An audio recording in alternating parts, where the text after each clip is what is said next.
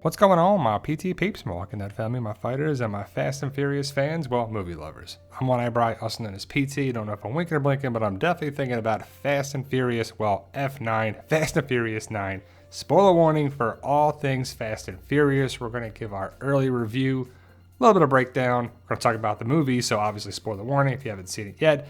I had a chance to watch it early before the June 25th release date in the States, but I'm excited to talk about it. As I'm a movie lover, make sure you're a subscriber to the PT channel so you don't miss out on our daily videos. We talk about The Walking Dead and various content and of course movies. Now, Fast and Furious 9 is crazy. It's over the top, but that's what this story and franchise has turned into. This cast and also Han is back. That we knew that from the trailer. They spoiled that. They kind of ruined that. It would have been really cool to see him show up unexpectedly, but the story's okay. It's an over-the-top story where they got to save the world again. But Han is a character that we thought was dead. They explain it. They discuss it. They break it down, and we're supposed to believe it because he's back. He's definitely back. It's not his brother or this or that. It's the same character, the same actor. So it is explained in a way that you're supposed to believe, and going forward, he's a part of the franchise. And I believe they're going to make Fast 10 and Fast 11, and then they're going to be done, maybe with some other spin-offs. But overall, Han is back. Justice for Han is still going because Hobbs and Shaw are not in this movie, so we have to see how that works going forward. Now, we pick up the story with Dom and Letty and young Brian, and they're living this quiet life.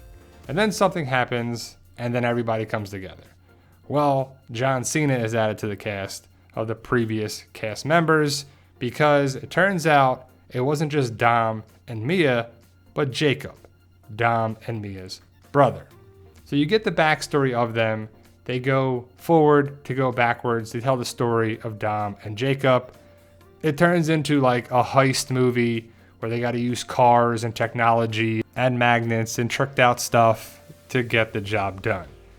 Dom and Jacob fight a couple times, and it's all right. I'm believing that these two are brothers. The casting of young Dom and young Jacob is pretty good. The one thing that is really crazy, and there's multiple things, but one thing that stands out in my mind is when Jacob Toretto, played by John Cena, is ziplining one-armed multiple times for a good chunk of time, and he's just ziplining down one arm like it's easy. And there's no way you're thinking of this movie and really franchise as realistic anymore. I mean, maybe in the first movie, and then after that, it's just gone to just complete chaos, over the top, campiness, cheesiness, where you're like, what are they doing? These guys, Toretto's crew, can just do everything. They can hack into stuff. They can drive everything like professionals. You see Dodge versus Ford. Dodge is Dominic, and Jacob is Ford. But if you like the previous movies, as of late, 6, 7, 8, and you like what they're about, cars flying around, explosions, people not getting injured, they're catching people with cars and everyone walks away unscathed, you'll like this movie. Because there's tons of that.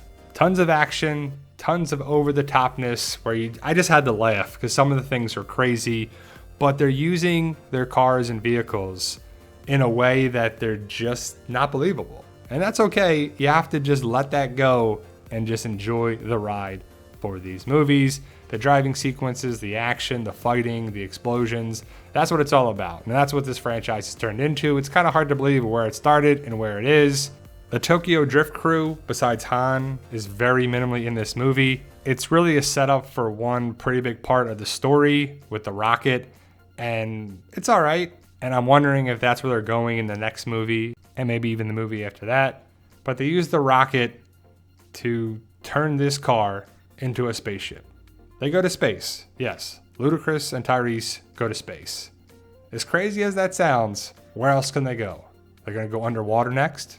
Probably. Charlize Theron is the villain, again, along with John Cena, who plays Jacob Toretto, and another guy that's a spoiled rich kid. And I would assume she's going to be the villain for the next movie and maybe even the final movie, whenever that ends. But she plays a good villain. She's not really in the movie that much, maybe setting things up for next movie. But overall, Fast 9 is a crazy, over-the-top, action-packed, sequence-filled story that works, in my opinion. Also, if you look at the previous movies, they go to the house in the first movie, the Toretto's house that is. Then they go back there, then it's blown up, and then they still go back there in this movie. So overall, Fast 9 or F9 is a decent movie. If you can get past the craziness, over the topness, stuff that's just so unrealistic, you'll enjoy it. If you like the previous movies, it's more of the same. And I have to say, I enjoyed the ride. I laughed, I cried, no, I laughed. I thought it was funny. I was like, no way, what, come on. I said that a bunch of times. Do you buy into the story with the Torettos? I do somewhat, but overall my take on the movie is if you enjoyed the Fast and Furious movies, you'll enjoy this movie. Let me know your thoughts, post your comments below, stay safe, and as always, tell them Daryl.